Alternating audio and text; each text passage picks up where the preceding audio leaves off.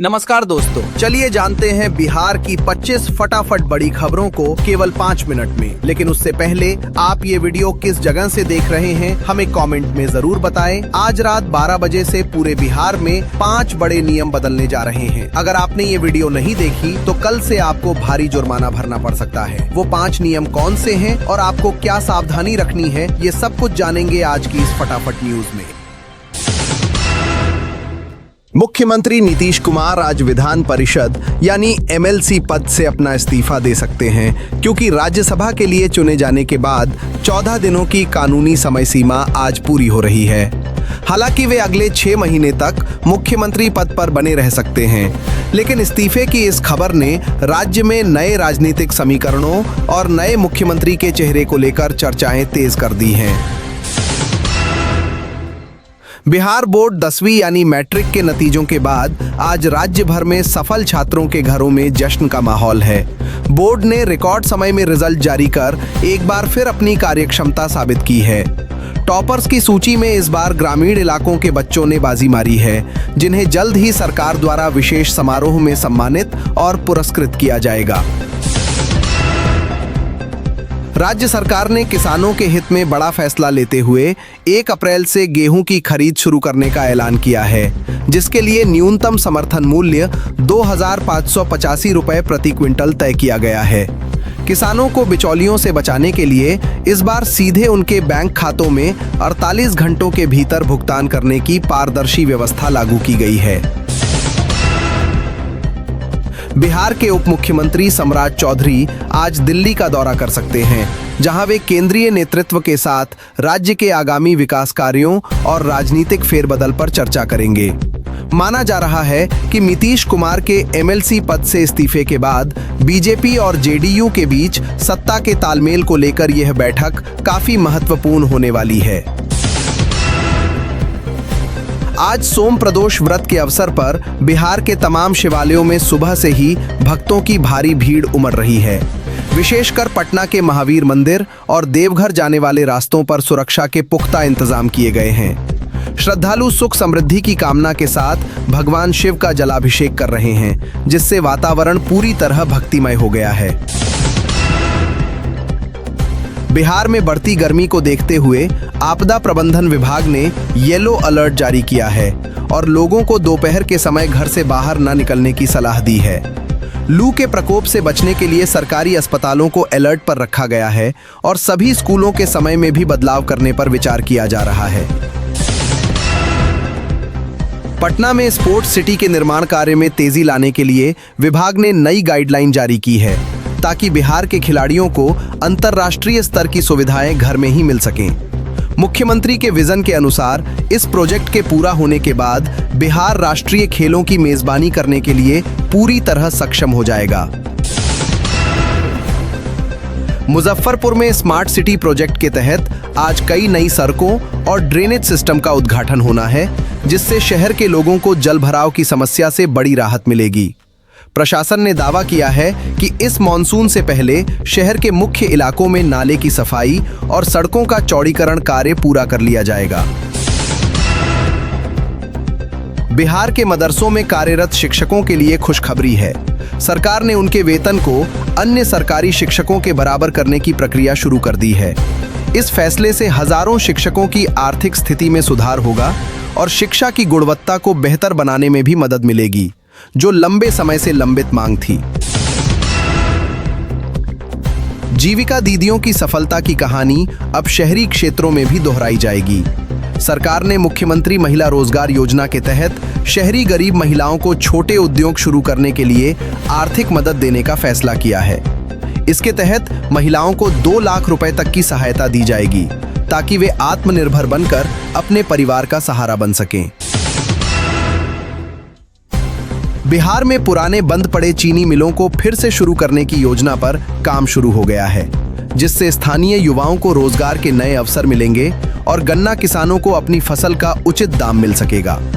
सरकार ने निवेशकों को आकर्षित करने के लिए मुफ्त भूमि और विशेष अनुदान देने का भी वादा किया है।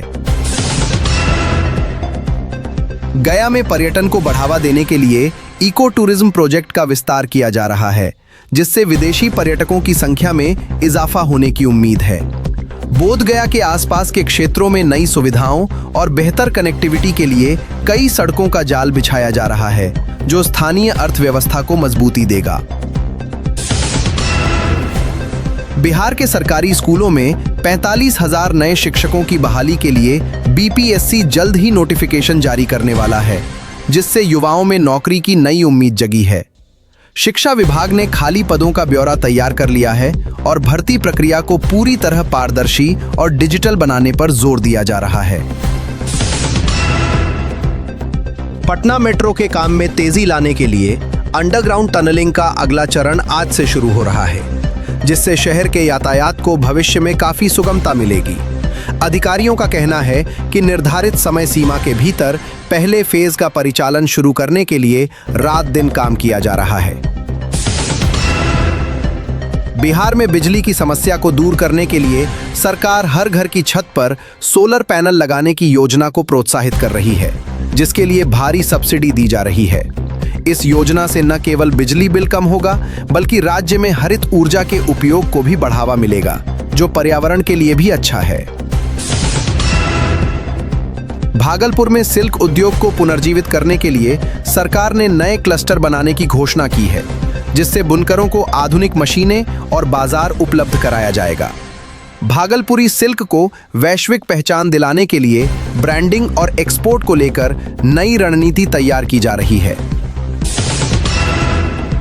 राज्य के सभी प्रखंडों में विशिष्ट चिकित्सा केंद्र बनाने का काम जोर शोर से चल रहा है, ताकि ग्रामीणों को इलाज के लिए बड़े शहरों की ओर न भागना पड़े।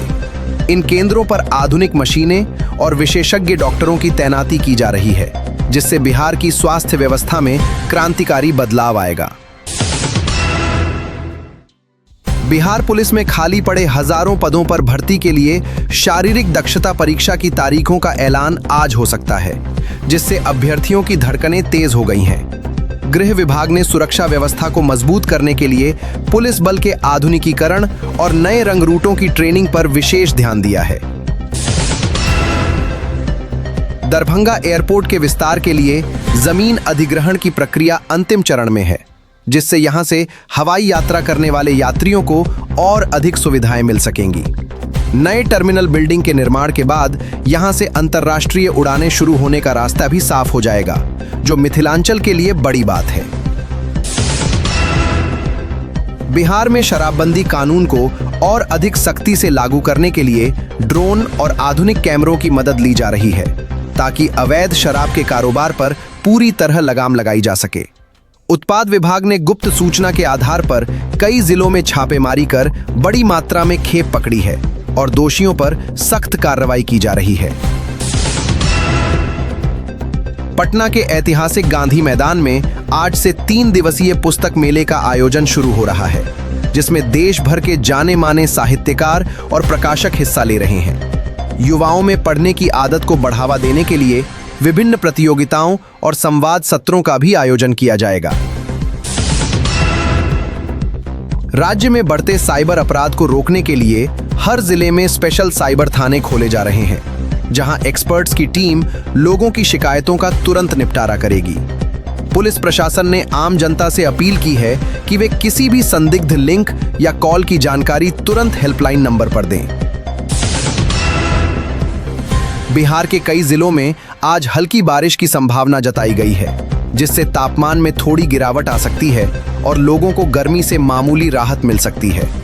मौसम विभाग ने किसानों को सलाह दी है कि वे अपनी कटी हुई फसल को सुरक्षित स्थानों पर रख लें, ताकि बारिश से नुकसान न हो।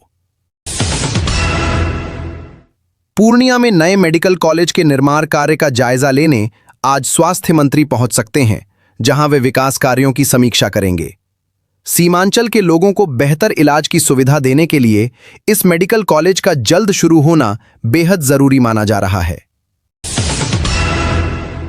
बिहार के गौरवशाली इतिहास को दर्शाने के लिए राजधानी पटना में एक नई एजुकेशन सिटी और डिजिटल म्यूजियम बनाने की योजना पर मुहर लग गई है। इस प्रोजेक्ट के जरिए आने वाली पीढ़ियों को बिहार की महान विभूतियों और ऐतिहासिक संघर्षों के बारे में विस्तार से जानकारी मिल सकेगी।